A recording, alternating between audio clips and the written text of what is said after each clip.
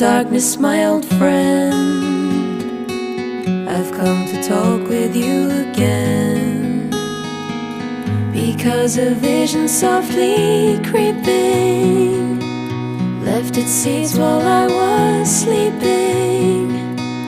And the vision that was planted in my brain still remains within the sound of silence. In restless dreams I walked alone,